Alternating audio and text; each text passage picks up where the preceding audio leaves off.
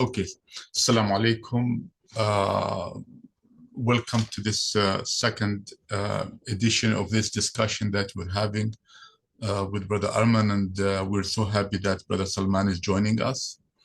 The topic today, we're going to address the extremely sensitive topic of that is of ta'at wali al-amr, obedience, loosely translated as obedience to the wali al-amr. Wali al-amr is typically taken as the ruler or the one who has the amr, the command in his hand, or the one who can command. It's a bit foggy, but we try to navigate around it. Now, before we go into a few words, a few explanations, some background, some very important background. There are many events happening in the Middle East, in the, I would say, Muslims' domain. Muslims' domain. I don't like to call it the Islamic world. The adjective Islamic, never been comfortable with it. It doesn't exist in the Mus'haf. Islami, doesn't. But the Muslims' domain makes sense. It's a domain geographical domain where the majority are Muslims. To me, that makes a lot of sense. So in terms of the background, there's a lot of discussion, contention, and frustration due to several important things. One of them is concentration of power. In most of Muslims' domain countries, there's a heavy concentration of power. And number two, there's severe marginalization. Meaning that the average human within this geographical entity has very little say in anything. I'm not going to frame it as has little power. Life is not about power, but life is about participation. So for large part, Muslims have very little participation in the governance system. And three, we have, it doesn't take a genius to realize that there's a widespread despotism, tyranny, i.e., in very academic terms, tyranny, despotism, which is, I would say that it is not a manifestation of concentration of power. Concentration of power leads to despotism, but despotism has to do with oppression.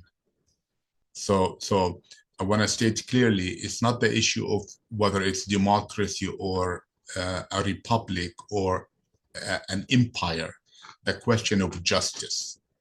You may have democracy, but you may not have justice. You may have an emperor who is very just.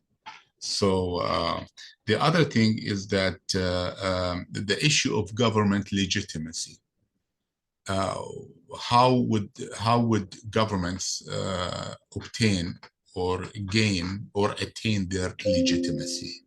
These are very, very important things, and Muslims have been debating them, of course.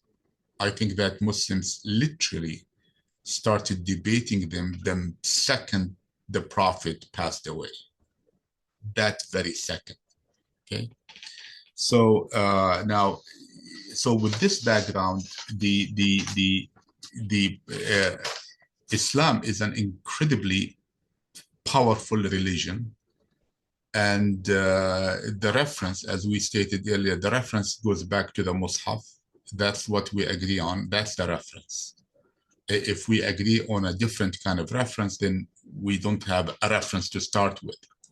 So, and as we said, to follow up on a very important point we mentioned last time, is that the most effective way to dilute the message or to subvert it is to pluck certain passages from the Quran and divert their attention. That's very effective, extremely effective. It has been working for 1400 years. And the more I discover, the more I research this, the more I discover that it is way beyond what I thought, much worse than I thought. Last time we mentioned the isma, naskh, but there's much, much more. Okay, with that background, we come to the critical verse that it's basically verse 4, ayah 4, surah 4, verse 59. I said ayah loosely, okay, because that's a different issue. I don't believe it's an ayah, but it's a passage in the Quran classified right now, let's put it this way, as verse 59. So the proponents, in my opinion, I mean, this is a bit a strong statement, but I will say it anyways, is that the proponents of despotism under the guise of Islam have been using this verse very widely, very broadly, and very loosely. So what is this verse? Let's see what this verse says. Again, 459. Again, according to the classification that many of us are familiar with. Allah says in the Quran, Ya ayyuha alladhina amanu, those who made iman. Let's just leave it like this because this is not the focus right now. Ati'u Allah. Ati'u Allah. If we translate for now, ati'u as obedience, then it says obey Allah, wa ati'u Rasul, and obey the messenger, wa ulil amri minkum, and those loosely translated, or those who have the right to command you. Ulil amri minkum, those who are who have the legitimacy to give orders. Amr, order, do this, do that. That's order. So this verse or this passage had been used to justify following or obeying the ruler in whatever they say. Now, again, we have limited time today. We cannot go too deep, maybe in the future, but for now, we can say a few words. First of all, some observations to start with. Allah says, on the assumption that ati'u is obedience without any further analysis, ati'u Allah, obey Allah, wa ati'u Rasul wa ulil amri minkum, and obey the messenger and those who can order you to do things. Now, the first ta'ah, so Allah separated the two. He didn't say, this is the first observation. He didn't say, ati'u Allah wa Rasul wa ulil amri minkum. So he used two ta'ahs. So now, as we said repeatedly, and again, I know it's becoming funny, Allah is not a joker. So Allah doesn't joke. And Allah is precise. So he could have said, ati'u Allah wa Rasul wa ulil amri minkum, but he didn't. And he could have said, ati'u Allah wa ati'u Rasul wa ati'u ulil amri minkum. Okay, so it is not a matter of poetry or of elegance, as some Arabs like to put it, that the Quran is just an elegant Arabic prose, you know, just so beautiful. No, it is precise. Now, so there is two ta'as, and here I attribute this observation to the late Muhammad Shahrur, who noticed that when the Quran talks about something like this, when the construction is like this, it means there are two different ta'as. It makes a lot of sense. You know, if I tell you, Brother Salman, take care of your parents and your car,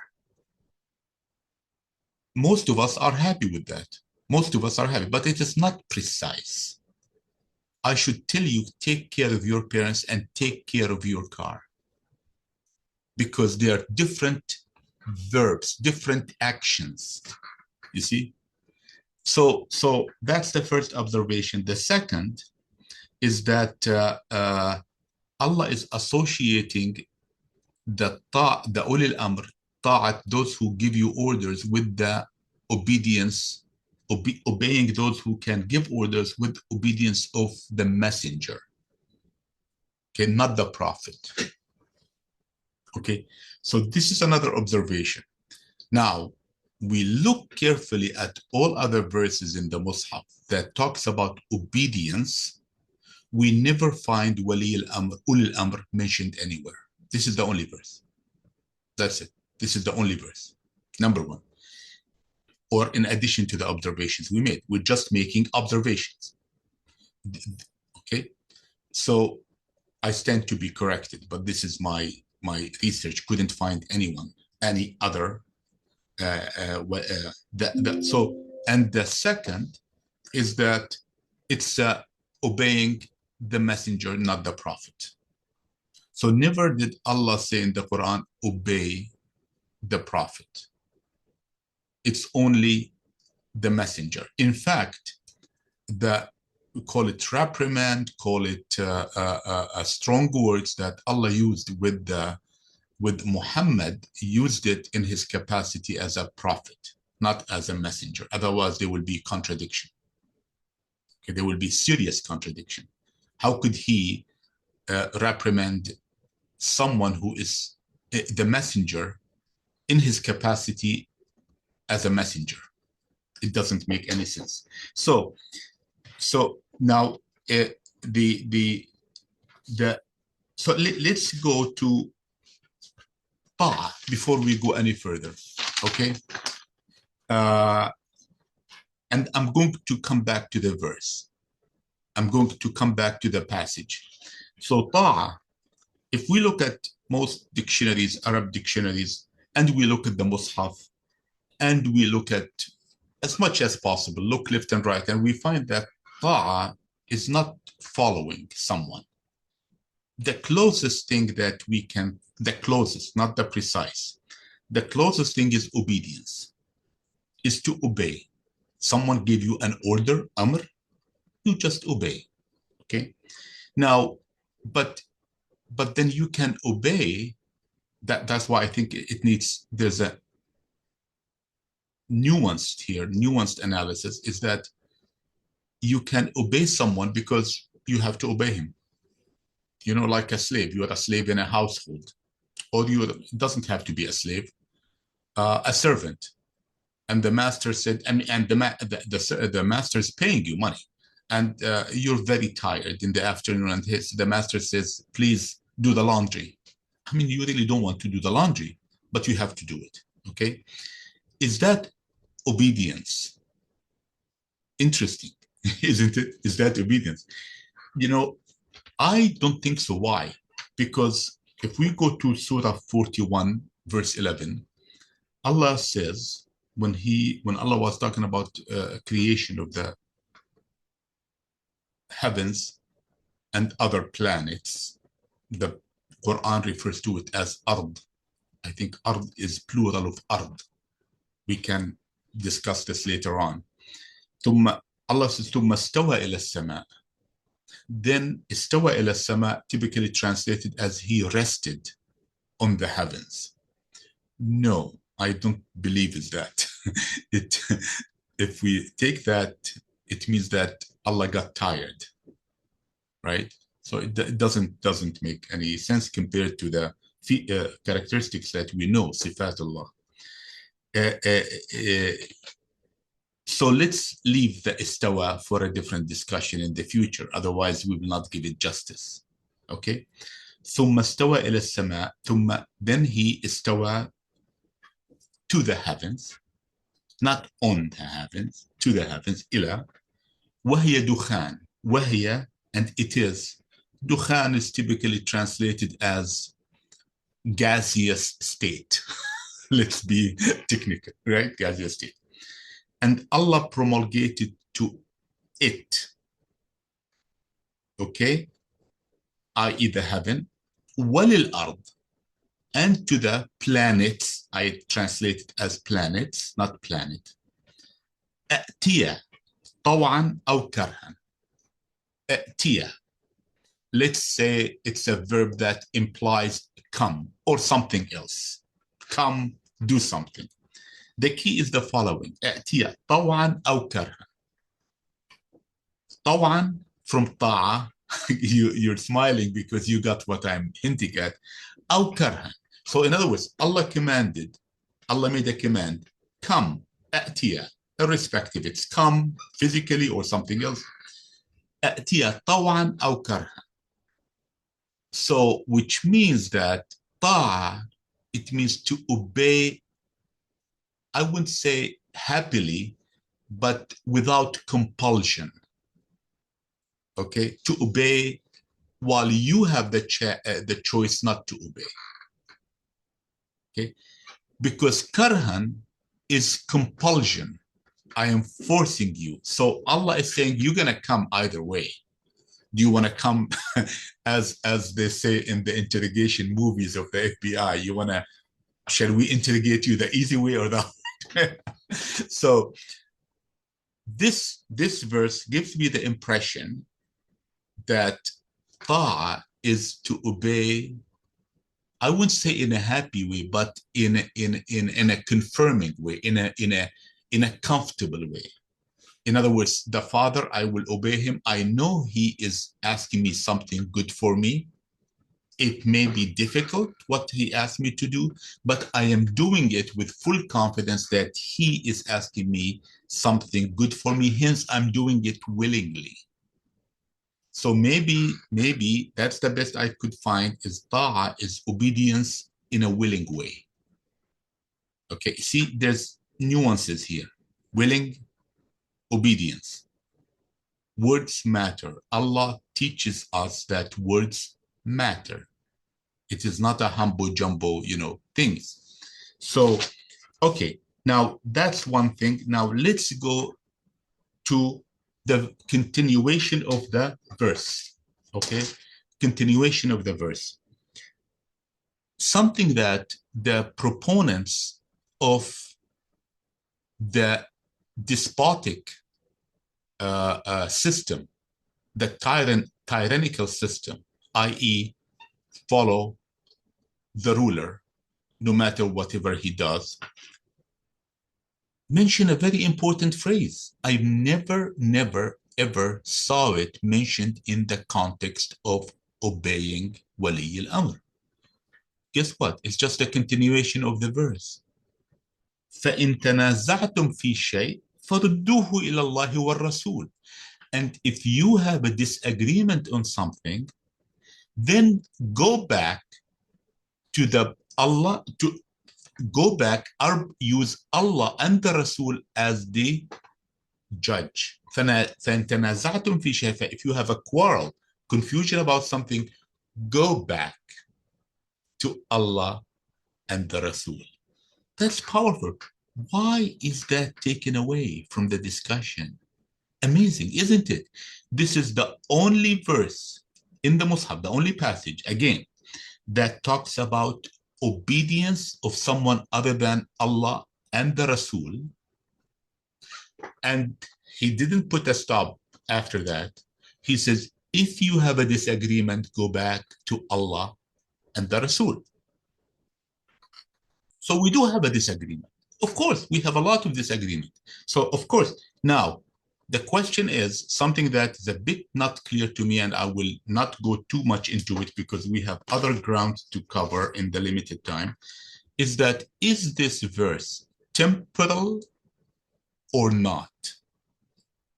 Is it related to a context that developed at the time of Muhammad the messenger, or is it eternal? Okay, now I tend to believe that it is not eternal because the other verses in the Mus'haf, there was ta'a to other Rusul. We don't have their risala. We don't have their message. But that is something we can discuss. It's to me, it is debatable because I don't have full clarity whether this verse is universal, whether the Rasul is alive or not, or it is temporal, number one. Number two, if it either way, let's say, because if it's universal, it implies that it is applicable when the messenger was alive.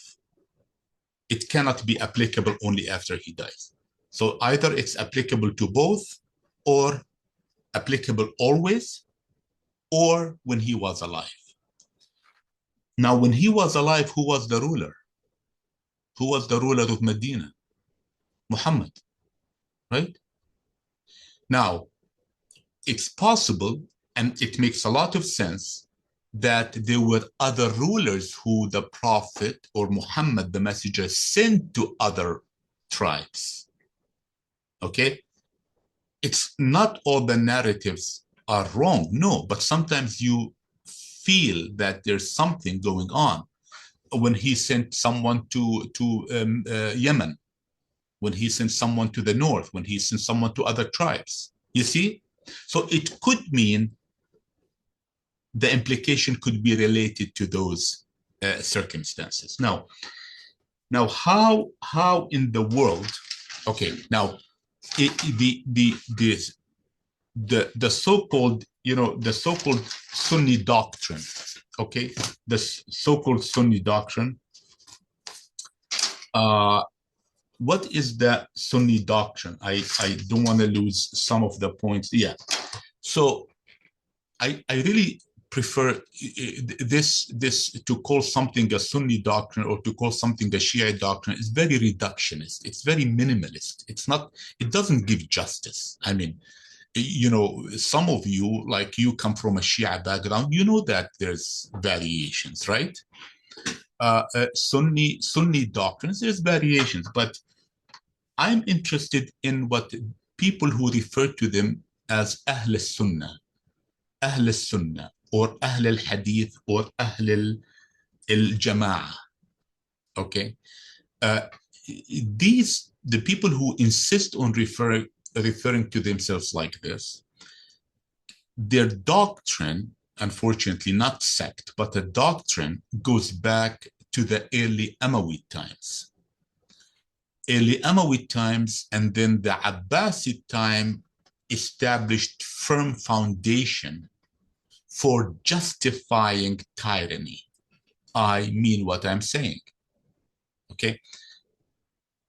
Again, let's not be too simplistic to say, oh, Shia, Sunnis, and this and that. No, there were at that time an empire who wanted to use religion for its purpose.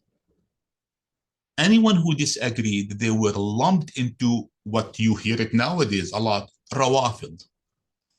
Now, Rawafid could be Mu'tazilas, could be Shias, could be this, could be that, could be a variation, could be, guess what? Could be Sunnis too. And Ahl al-Bid'ah. You know why? Ahl al-Bid'ah. Anyone who is not part of those, who disagrees, Ahl al-Bid'ah. It was a big brush. Okay? Anyone would be labeled as such. So if we go back, when I hear, for instance, sheikhs, what they call themselves, sheikh or men of a religion, they strongly, astonishingly, in a big way, support the ruler in whatever he does, as long as he does not commit kufr. Now, what is kufr? I mean, what is kufr? I mean, why, if kufr to say there's no God, I mean, the ruler would say, absolutely there's God. I worship him. I'll go to Mecca and do tawaf and all of that, but don't cross my domain. Don't participate in my kingdom. Stay where you are. Don't ask for anything. Do you see the way, the threshold that they made it?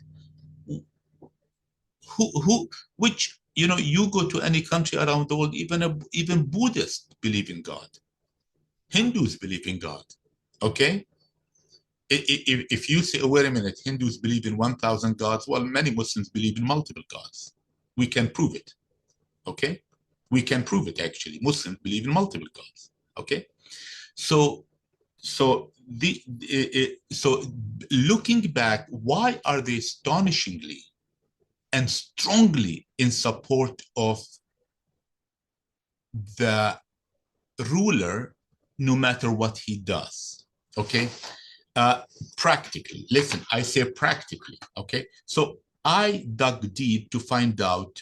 Let me see, understand really where they come from. Okay, so where they come from, I found it to be horrifying, horrifying. So they cite a hadith. They attribute these ahadith to the Prophet. Okay.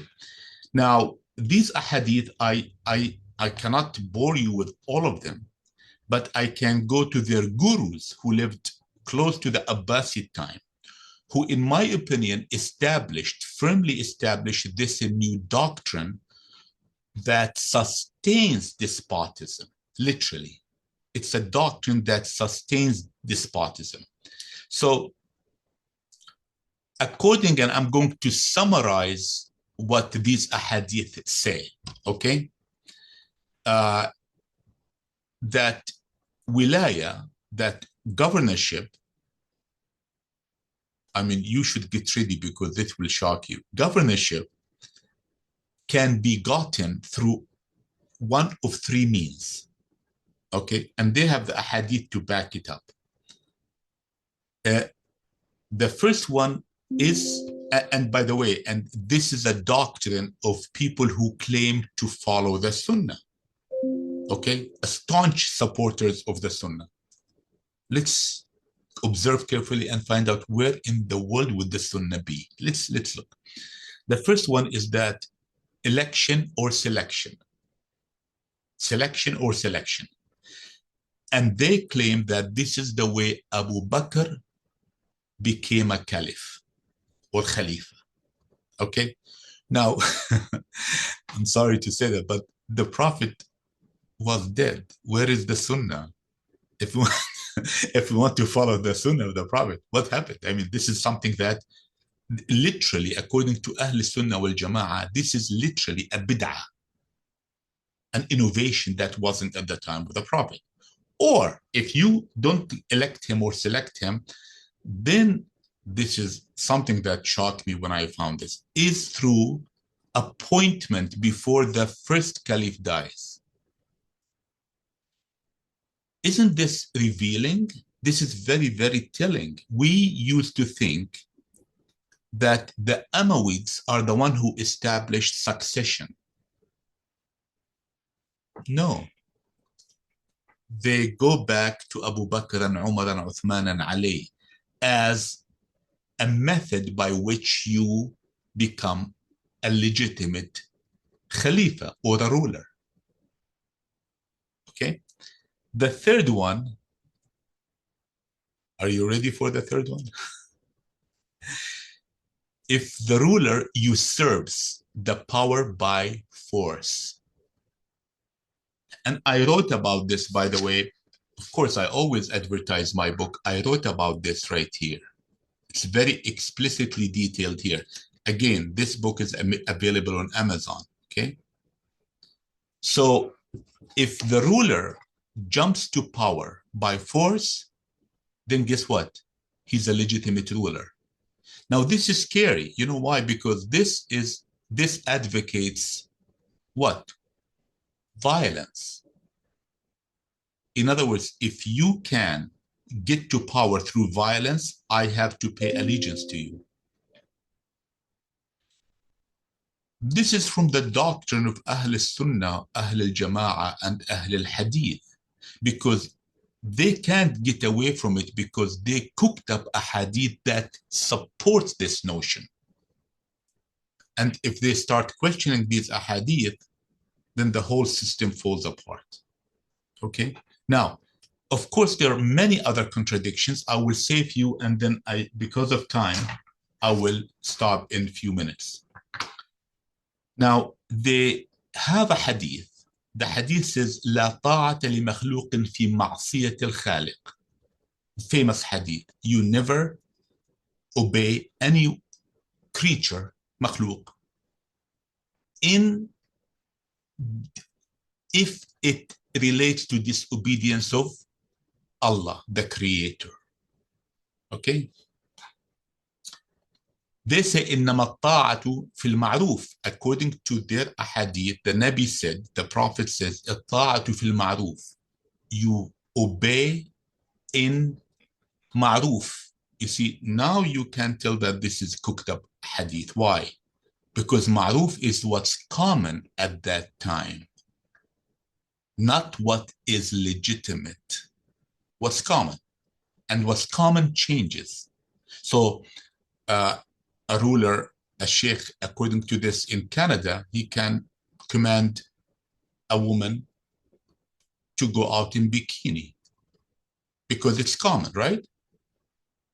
I'm not saying this is a big, huge issue, but I'm just giving a tangible example. Okay, there are many more important issues than a woman going out in bikini or in a chador, in my opinion. Okay, now, here is too few things that are worth focusing on. There's so much, but because of time,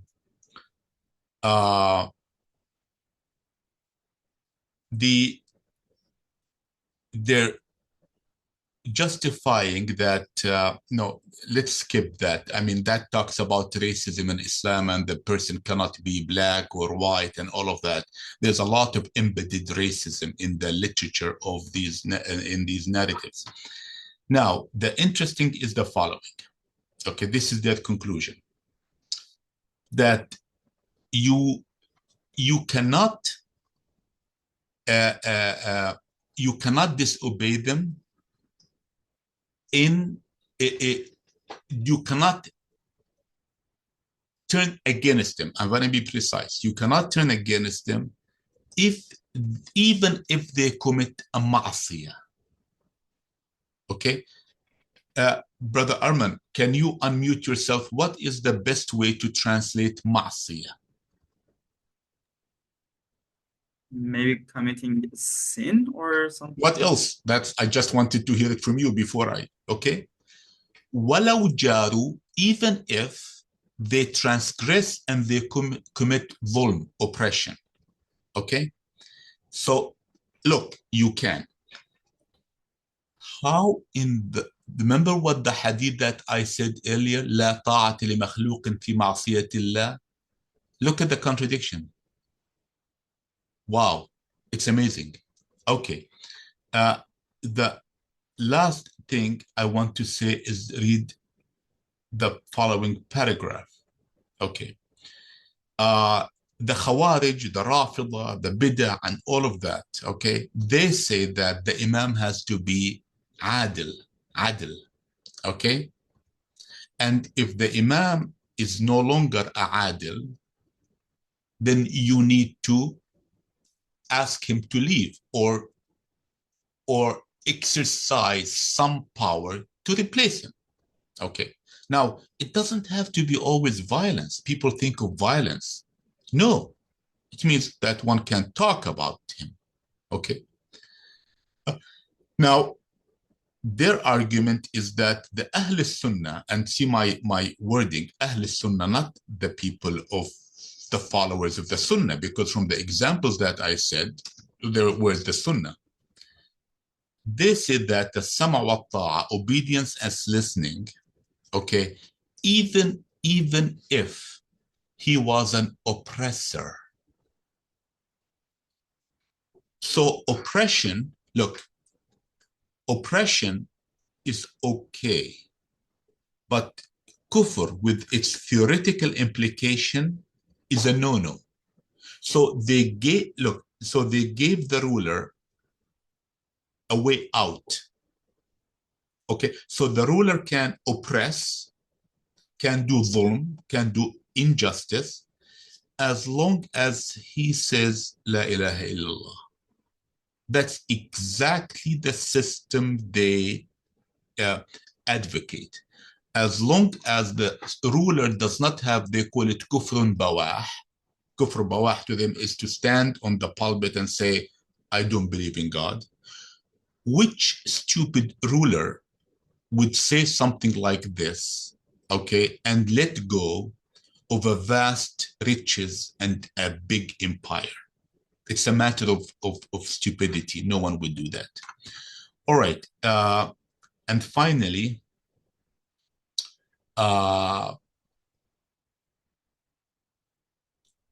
according to another hadith, ma'asi should never be obeyed. Again, another layer of contradiction. So in summary, and I'll stop, okay, because half an hour is what we agreed upon. In summary, verses from the Quran are plucked out of context, and the context is not very difficult. It's not that they're plucked out of context, but they are dissected, which is much worse. The verse that people refer to all the time, they took a passage out of a sentence. Look, they took a passage out of a sentence. So forget about the context. Forget about the context. The sentence, okay? They pluck it. And I haven't seen the entire sentence being discussed, okay? So it's a doctrine. It's a doctrine. Unfortunately, this misunderstanding, I wouldn't say, I'm sorry, I wouldn't say misunderstanding, this diversion, this subterfuge, this devious, mischievous diversion is intended for no other purpose but to strengthen the rule of a despot. It's as simple as that. And we can discuss further if you like. Please, Brother Arman, Brother Salman as well. Yeah, Brother Salman, are you going to start first or? You can go first, yeah. Okay, sure. So first, I would say hello to all our brothers and sisters who are going to watch this video. And thank you so much, Professor. Again, an amazing discussion and amazing presentation and an extremely important topic. So I have a couple of points. Just I will go over one of them, and then I will leave to Brother Salman, and then we can go one by one. So I think an important point is one question, at least, about this verse is, who are these ulul amr? So that's a question. Because sorry, I didn't hear that one more time. So the question is, who are these ulul amr? So the verse is saying, Ati'ullah wa ati'ur rasul wa ulul amr min. So you know there is one interpretation in Shia side. They say these ulul amr are the imam. In Shia side, that's one interpretation that exists. So I think there is another verse which mentions an instance of this word. So I want to just mention that verse. So it is verse 83 of chapter 4. I'm going to read the verse and then the translation. So it says, وَإِذَا جَاءَهُمْ أَمْرٌ مِنَ الْأَمْرِ أَوِ الْخَوْفِ أَذَاعُوا بِهِ وَلَوْ رُدُّوهُ إِلَى الرَّسُولِ وَإِلَى أُولِي الْأَمْرِ مِنْهُمْ لَعَلِمَهُ الَّذِينَ يَسْتَنبِطُونَهُ مِنْهُمْ وَلَوْلَا فَضْلُ اللَّهِ عَلَيْكُمْ وَرَحْمَتُهُ لَاتَّبَعْتُمُ الشَّيْطَانَ إِلَّا قَلِيلًا. So the translation is, and when any tidings of peace or war come to them, they spread the news around. Had they gone to the prophet or those in authority among them, then those who check and scrutinize would have known it. And but for the favor of God and his mercy, you would certainly have followed Satan, except a few. So the point I wanted to make is, from this verse, I think we can be close to the meaning of this word and who are they. So what the verse is saying, in my understanding, and you can correct me, is, okay, so there is a situation, maybe you receive news of war. Some people are coming to fight us. So what they do, they might just spread the news and might scare other people. But what the verse is saying is, go and tell that to the prophets or to the Ahl Al-Amr. So who are those Ahl Al-Amr? Probably if I'm living in Medina in the time of prophets, definitely I can go and talk to prophet. If I'm not, I'm somewhere else in another city. I don't have direct access to the prophet. So there might be somebody there who is assigned by the prophet. And then it's saying, okay, don't spread the news. Go and talk to that guy who is assigned in your city and just talk to him about that news or let them know. They know maybe better what to do or what action to take. Okay. So it seems it brings us closer to understand who that can be. So somebody that has a power or a partial power to do something. It can be a hierarchical structure, right? There is a main leader, and we have some people in the middle of this structure that have less power. But then when there is a situation that you need to do something, there is some problem coming, you can go and talk to somebody who has some level of power and they can handle it, for example.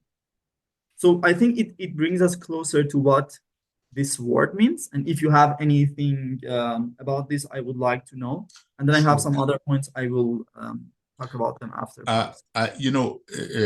I'm looking at it here. I'm looking at the verse and the ones before it. Allah mentions وَمَنْ يُطِعَ الرَّسُولُ فَقَدْ أَطَاعَ اللَّهَ. Okay, so he's in 80. Whoever obeys the messenger, again, this is highly abused, but whoever obeys the messenger, he or she had obeyed Allah implicitly. Then the following one, وَيَقُولُونَ طَاعَةٌ فَإِذَا بَرْزُوا مِنْ عِنْدِكَ بيت طائفة منهم غير الذي تقول, and to the rest of it. My feeling is that this is temporal. It's talking about something that happened at that time.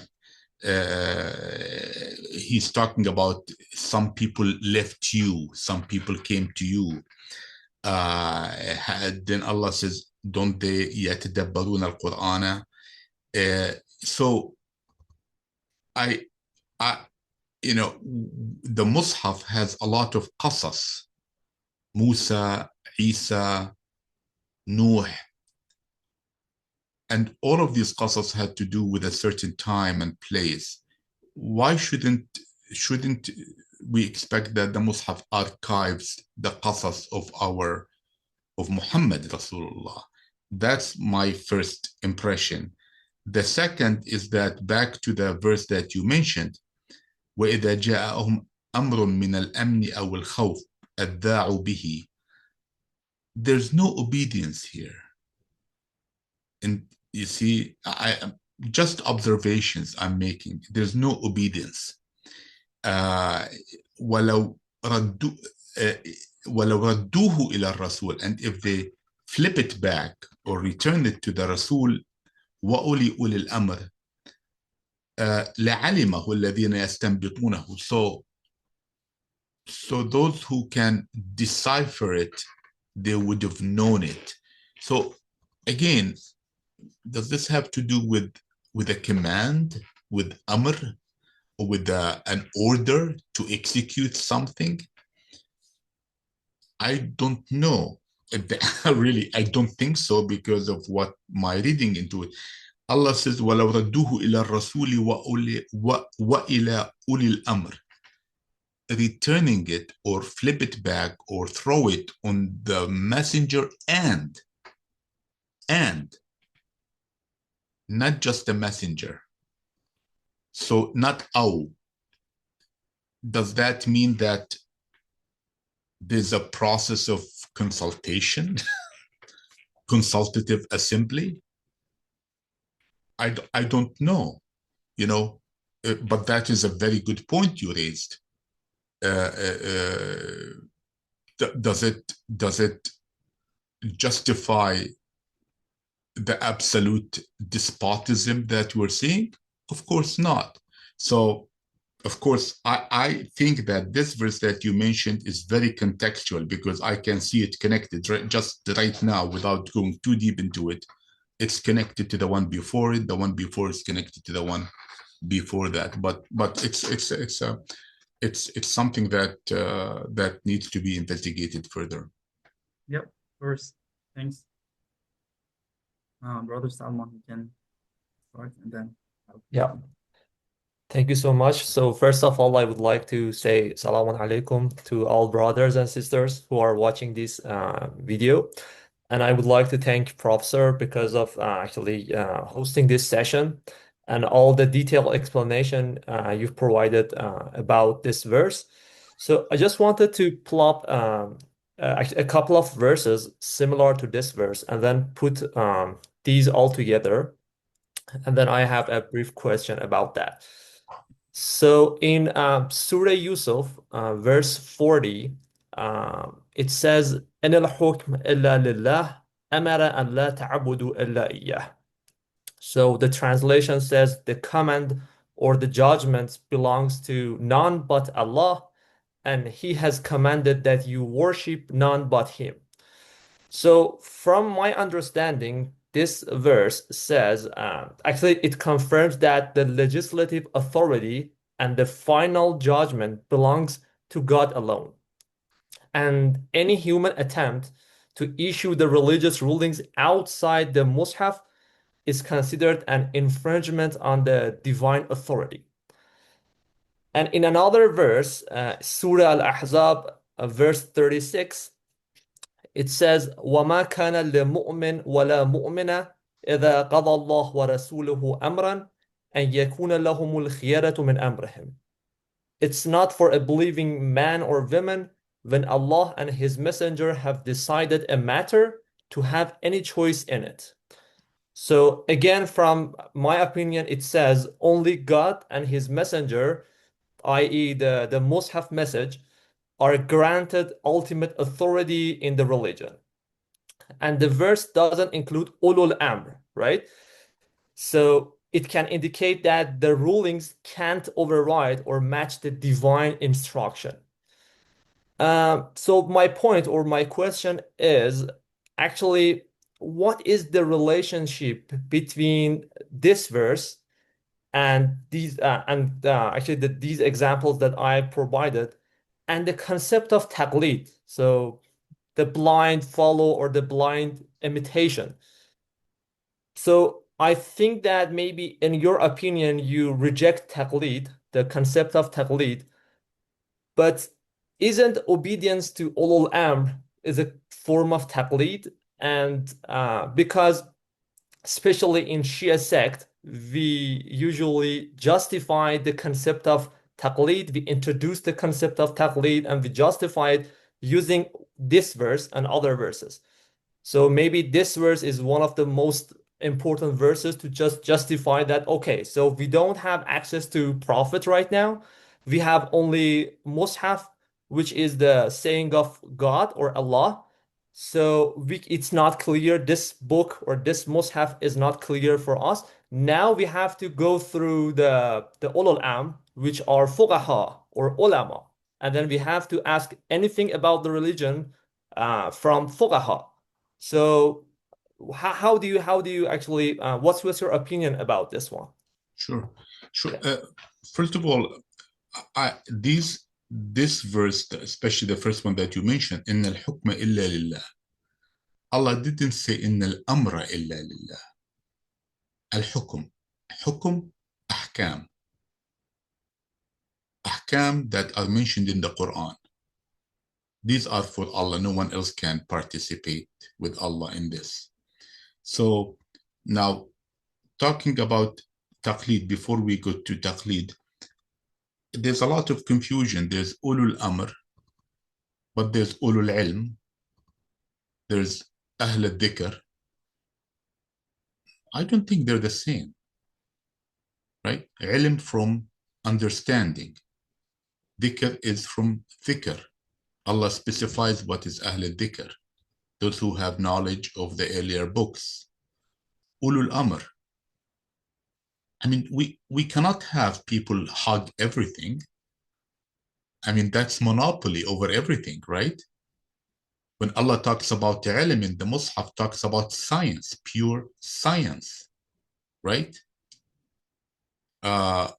So these are different things. Amr is different from hukum. Okay, we may not have the answers to everything, but we definitely can rule out certain things that don't make any sense. Now, so now to Taklid, the concept of Taklid. I mean, what is the definition? I want to ask you a very important question. Define Taklid, Brother Salman. So from actually my opinion is if you have any question about ahkam and religion, so you need a reference and then you need to ask that reference. And then they call this concept as taqlid. So it means that you cannot actually answer your question by your own. So because you don't have the knowledge of mushaf, you don't have the knowledge of interpretation, you don't have the Arabic knowledge, you don't know fiqh. So you have to refer to someone who knows all these kind of knowledge, and then this concept actually known as taqlid. Exactly. Yeah. So one time I listened to a young woman, too young actually, to talk about these things with the confidence that she was doing it. And she was a proponent of, I call it severe marginalization of Muslims.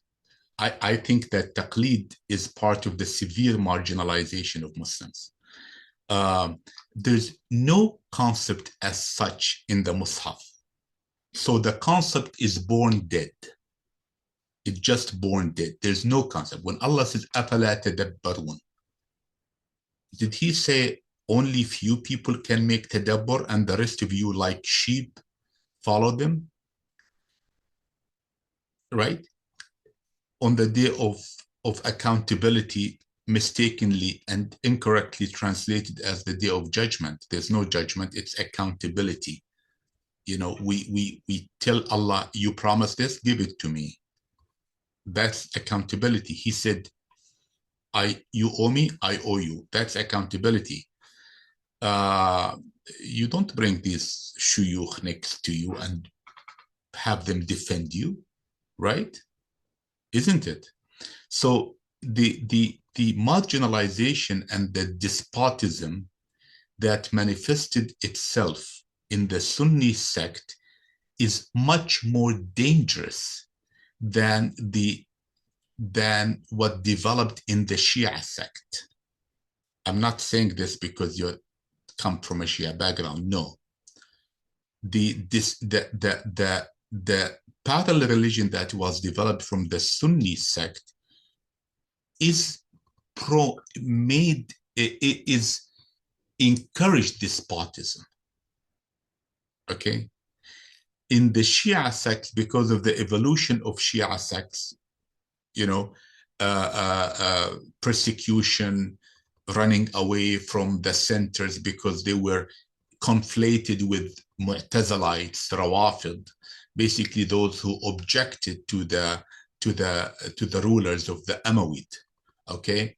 And later the Abbasid, not all Abbasids, some of Abbasids were different persuasions, but then they are less prone, the doctrine is less prone to political corruption, but not to religious corruption. The Sunni doctrine is prone to political corruption and religious corruption. The Shia doctrine is prone, I'm not passing judgment, I'm not a judge, I'm saying it's prone to religious corruption, fiqh type corruption. Okay, so when we look at taqlid, the reason I did not want to comment before I ask you, because if we don't define something, we're not getting anywhere.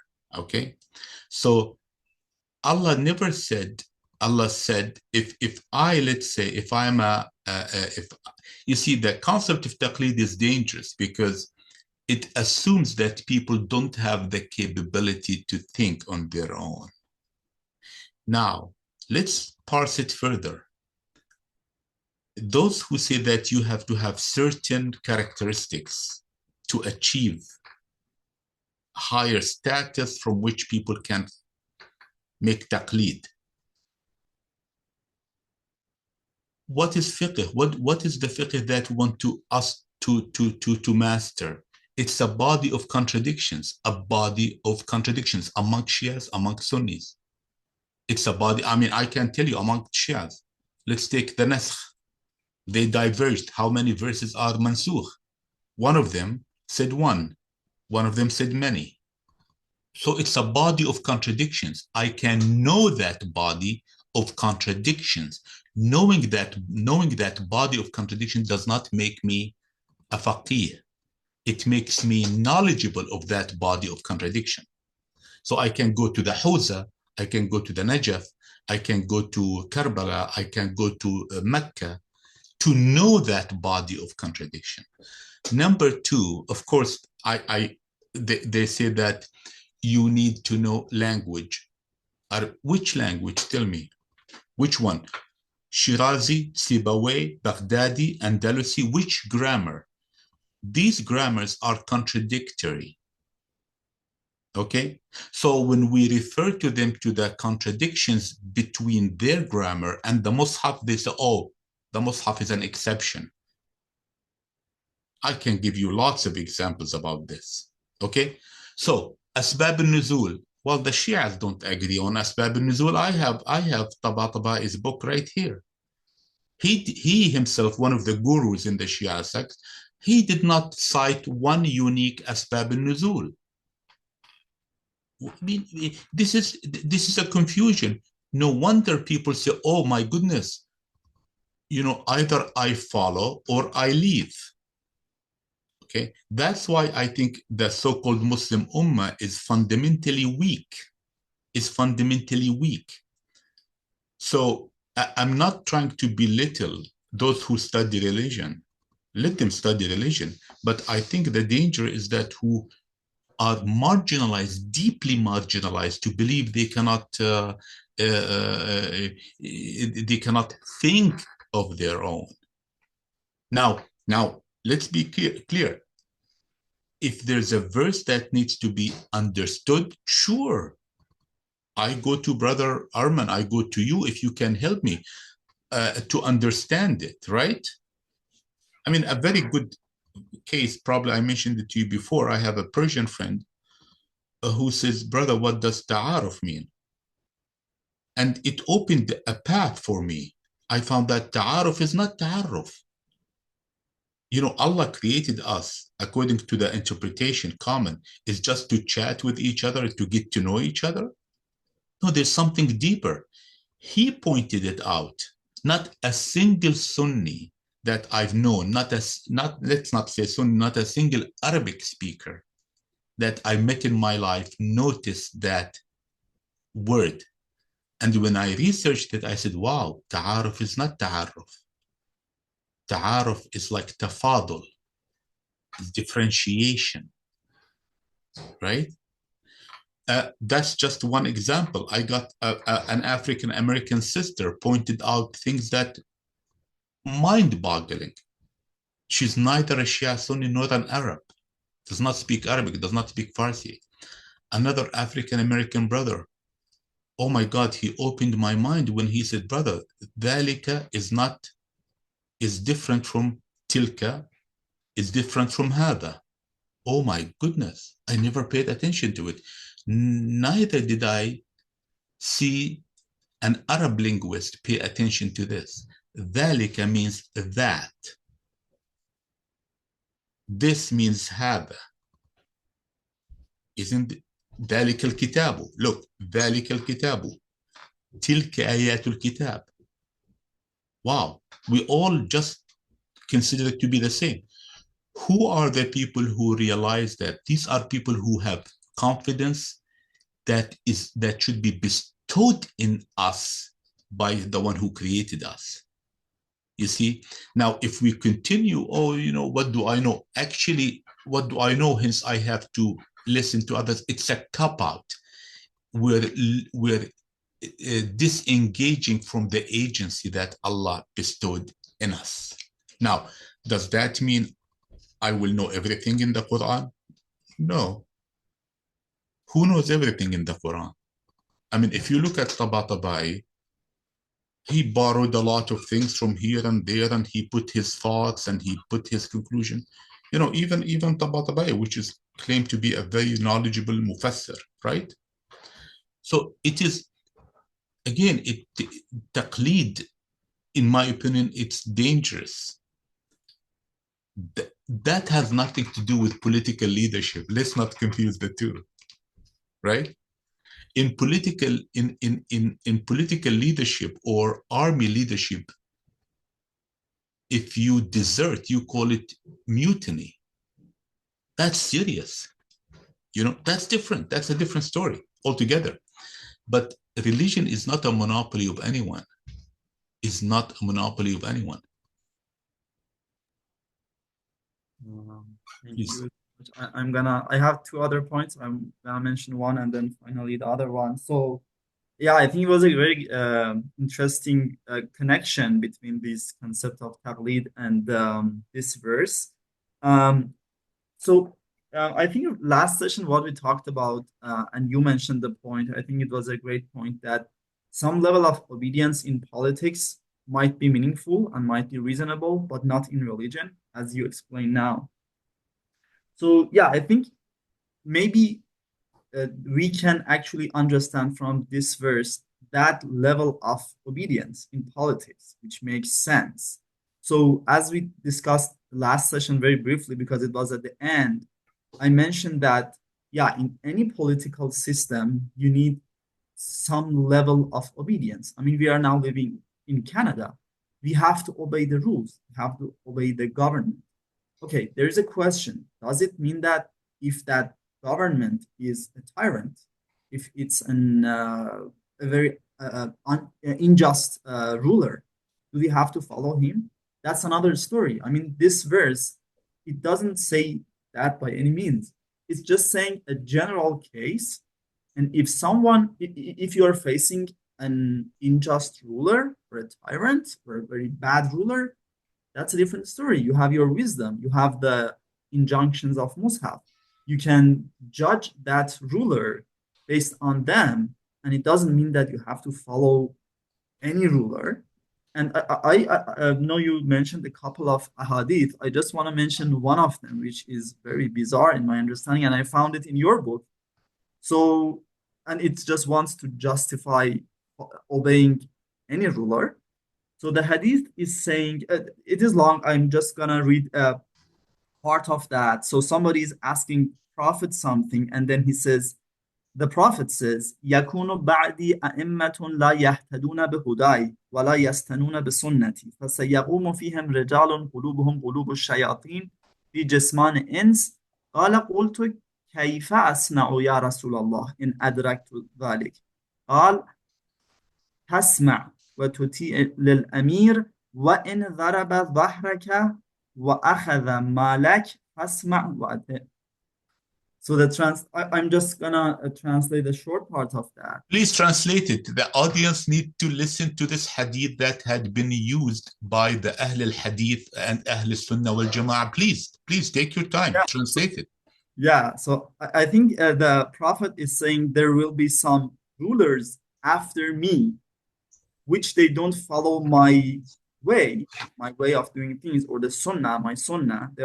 They won't follow that, and there will be some man who look like a human, but they are evil in their reality, maybe in their soul.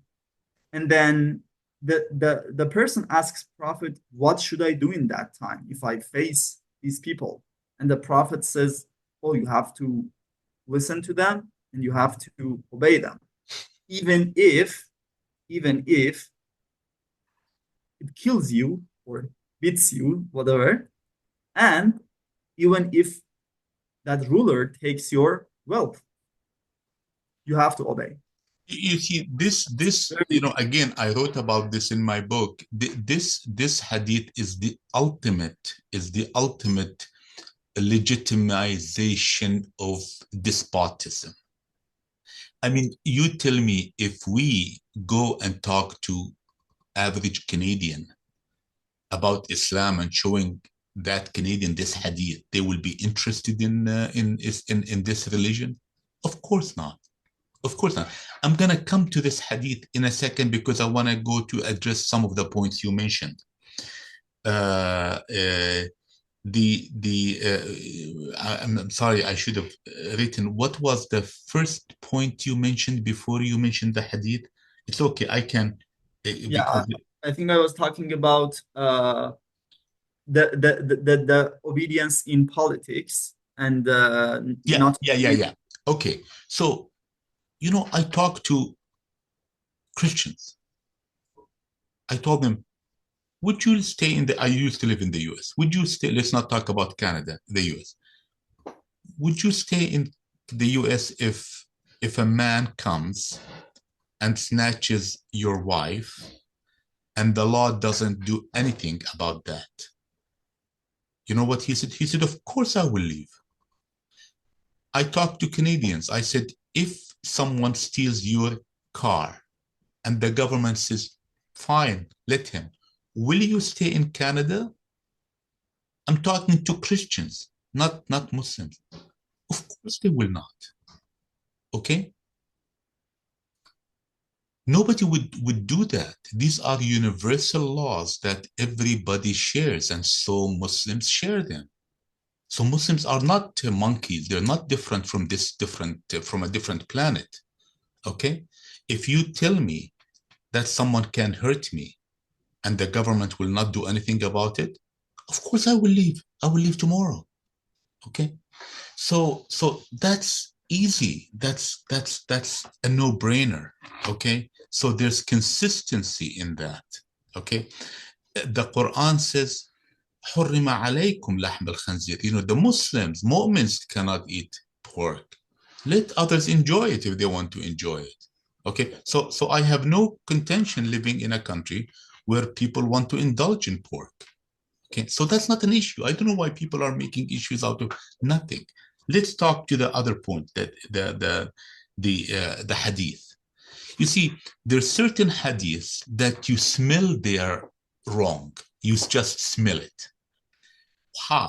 Rule number one, if they contradict the Mus'haf, then either the Prophet used to lie, okay, and Allah warned the Prophet if he were to cook things up severely. It was a severe warning, okay? Or they were cooked up. And the logical thing, based on a lot of data point, that they were cooked up. Now, this hadith is part of a genre of ahadith that are horrific. One of them is that there will be a time of fitna. Oh, time of fitna. By the way, fitna is used to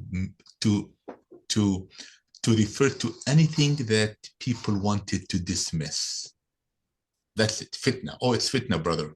Don't involve in it. So there will be a time of fitna, and if that fitna comes, guess what the hadith says? Close the door. I know it's funny, isn't it? I mean, this religion, whatever, this bad religion can be funny too. So close the door and stay away from everything.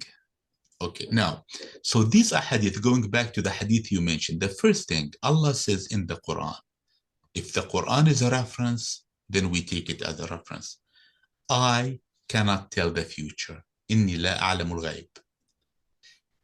This verse in the Mus'haf shoots down a huge body of fake knowledge that was concocted. Okay, إِنِّي لَا أَعْلَمُ الْغَيْبِ. I'm not a sorcerer. I'm not predicting, the future. I'm not a future teller. Okay, Allah is. Allah, can you believe it? This is something we can discuss it, but Allah doesn't know the future. Allah understands the future. Big difference. Allah says that. عنده علم, not معرفة. I did not cook this up. This is from the Mus'haf. So back to the Prophet cannot predict the future. Now, I am not elevating the status of the Prophet if I say he can predict the future. No. Guess what I'm doing? I'm transgressing against Allah. Allah is not thrilled that we elevate or not elevate the status of the Prophet. This is something that we really need to take very seriously. So this hadith actually is a manifestation cooked up at a time when despotism was challenged. You know, right now, as we speak, you have these Wahhabi, Salafi, shuyukh that are literally, I'm literally saying that you should not be concerned about the injustice in Palestine. You should be concerned about how to cleanse your clothes from urine. They're viral on the internet, by the way. They're viral. Okay? Other ones, oh, this is something that you should not get involved with it. Focus on your ibadah. Ibadah is sha'air. You see, again, they are going from one contradiction to the other. And the beauty is that Allah says in the Mus'haf, if it were from someone other than me, you will find contradictions in it. And it is, I always find contradictions in something that is not from the Quran. You know, guess what? I'm not elevating myself. I may say things, I'm a human. You may find contradictions. I have to admit, I'm not advertently stating contradictions, but if you look deep, you say, wait a minute, but this doesn't sound synchronizes with this. We're all humans, right? If I tell you I cannot say anything which is contradictory, then I'm violating what Allah says in the Mus'haf. But there's a difference between saying it intentionally versus saying it unintentionally. Yeah. So great, thank you. Brother, I have one more point, but I will mention it after Brother Salman. Brother Salman, you have a question? Yeah, actually, I have a brief point over here. So I just take a look at the Al-Mizan tafsir from Tabatabai. So he concludes that under this verse that we have unconditional obedience, which implies infallibility based on this verse. So he says that since the verse commands absolute obedience to ulul amr, just as it does to Allah and the Messenger, it's very amazing. This obedience must be unquestioning and unrestricted. And therefore, ulul amr must be infallible. It means it must be ma'soom. Otherwise, it would be irrational or dangerous to obey them unconditionally. So this is the conclusion that Tabatabai made over this verse. But I would like to hear your opinion about that. So from my understanding, I think that Mus'haf doesn't mention specific individuals or specific imams under this ulul amr. Doesn't specify anyone because we know Allah, we know Messenger, but we don't know who ulul amr are. And then another point over here is infallibility is not a kind of must-have concept for humans. We have never found any verse in Mus'haf which is talking about infallibility, even for prophet or messenger. No prophet, no messenger has this superpower, right? So I don't know how Mufassirin or the interpreters actually combine these kind of concepts altogether, which contradicts with other verses? Very simple. The answer is very simple, brother, because many of us didn't ask them any questions. Mm-hmm. It's very simple. I have the entire volumes of Tabataba al-Mizan, and I did not read all of it, but I read a lot. I found a lot of contradictions. I found a lot of contradictions. People, first of all, number one, he is entitled to his opinion. I respect him, guess what? As much as I respect you. Why should I respect you, Brother Salman, less than him? Why? Right? So at least I should respect both of you the same. That's number one. He's entitled to his opinion, and nothing wrong with an opinion. But the catastrophe is that when we don't justify the opinion. So we go to. I went to a civil engineer to have a drawing for an extension in my house. He charged me $400, and he told me, you have to do this and this and this and this. You can do the following because of the following. So he has to justify it, because I had to take his drawings to the city hall to approve it. The city hall will not approve that extension if the foundation is not the right cement and all of that. So anyone can talk about Islam, any single one. A non-Muslim can talk about Islam, but they have to validate, they have to justify that opinion. I did consulting and they paid me well, but I cannot just, I'm a big shot, listen to me, right? I had to give a validation, justification for why I believe they should do A, B, C, D, E, F, G.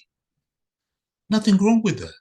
And people respect a consultant, they pay him money. We can respect anyone who can shed light, right, on how to interpret the Mus'haf. Absolutely. We're not advocating for anarchy. We respect those who study. We respect them. But we don't put them as many gods or as shirk. Shirk is to associate them with Allah. That's serious. That's very serious. I learned a lot from reading Tabatabai. I learned, very interesting that because you come from a Shia background, I learned that he bends things to justify the status of Ahl al-Bayt in a bizarre way. Things that the Quran attributes to Musa, guess what? He flips it and attributes it to Ahl al-Bayt. This is not, I'm not diminishing, or this does not diminish the status of Ahl al-Bayt. It doesn't. It's not a Shia thing. Sunnis respect Ahl al-Bayt. I'm not saying that I'm a Sunni, I'm neither, but all Muslims respect Ahl al-Bayt, right? I mean, these are the offsprings, the grandkids of my prophet and your prophet, not just the Shia's prophet. So these things diminishes the significance of Ahl al-Bayt, in my opinion. These things trivialize religion and institutionalize kahana, priesthood, absolutely. In the West, your graduate students, you've been through the process, you do respect professors, but it is not an absolute respect, right? I don't think you would respect a professor who is telling you nonsense. I really don't think so. And you hold him accountable. You cannot say, because professor said so and so, hence it's correct. People will laugh at you, right? So this is what we're looking at. We're looking for the empowerment of Muslims. Not just Muslims. If Muslims are empowered, others will be empowered, because Muslims don't want to enslave others. We believe in humanity. empowerment of Muslims should happen. And I keep thinking of what happened in Europe in the 1400s, early 1500s. Okay, what led to the Renaissance. Okay, when Martin Luther came about, Europe got rid of the church, but it did not cease to be Christian. Christianity is in the heart of every village in Europe, but they threw away the church, the hegemony, that establishment that was called the church, to get involved in every minutest details in one's life.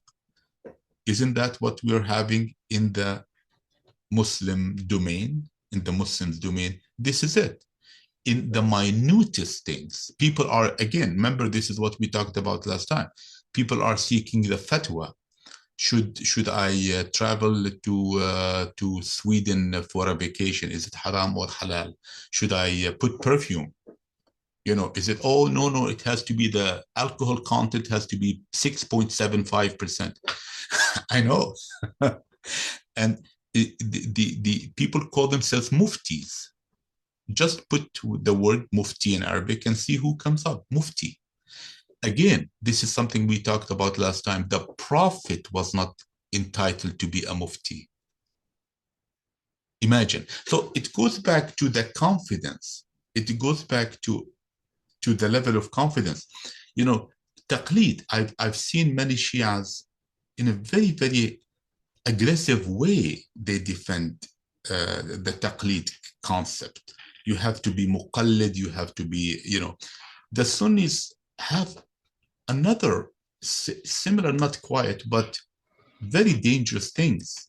One of them is that if you don't give a bay'ah, if your neck literally is not tied with a bay'ah towards some hakim, you will die a jahiliyyah death. Well, suppose there's no just ruler. What should I do? You see, look, they want you to line up, right?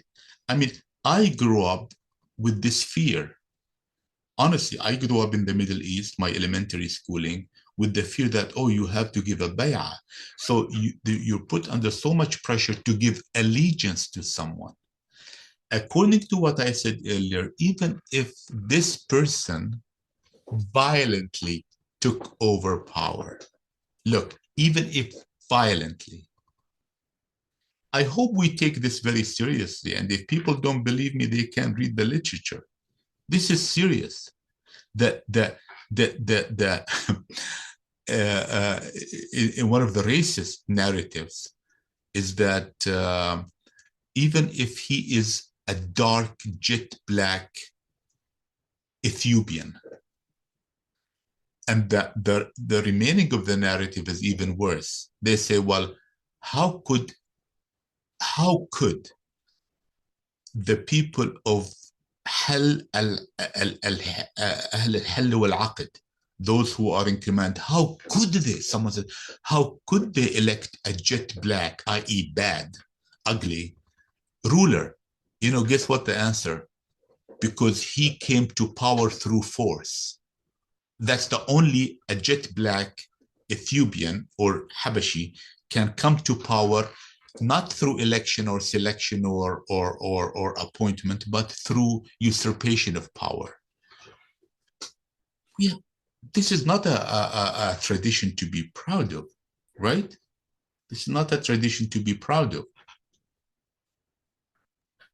I know it's funny, isn't it?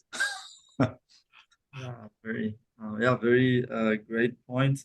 I just have my final point, and I think it's pretty related to what you were talking about. So you talked about, I mean, it was very interesting to me, the concept of ta'a, and you mentioned the verse that ta'a means to obey, maybe freely. I would translate it as obey freely or with happiness, not with force.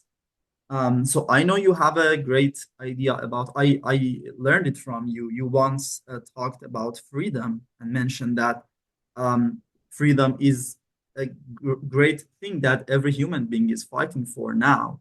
And we don't find that anywhere. I mean, al-hurriya or something close to that in the Mus'haf.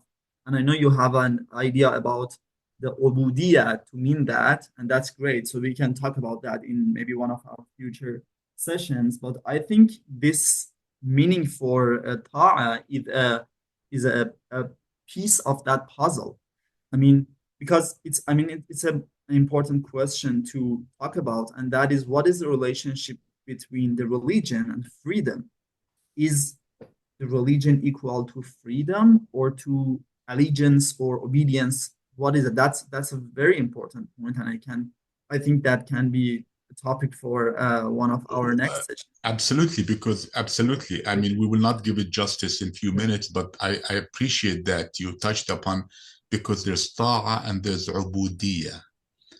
Okay? Ta'a and ubudiyya and freedom. How do they overlap? You know, and today, just from looking at some of the verses in the Quran, I concluded that ta'a has a positive connotation. Okay, so I think that we will have, inshallah, a discussion on that. I think that will be important. Of course. Shall we conclude, inshallah? Sure, of course, I'm done. If Brother Salman has Brother Salman, are you comfortable? Shall we conclude? Yes, yeah, there's no other question. Thank you. You know, thank you so much. I mean, we really hope that this discussion will generate. I think we will be successful. It generates more questions than answers, right? And that's number one. And number two, it empowers Muslims to really believe in themselves. Okay, I'm not advocating anarchy against those who are learned. You know, we respect those who are learned, but they have a position and a place. They cannot participate in the ruling with God. Okay. And the third is that Islam is supposed to be a very simple, beautiful path, not a path of slavery, and not a path of negative obedience, and not a path toward despotism. May Allah guide us all. Thank you so much, brothers. Assalamu alaikum to everyone. Assalamu alaikum. I just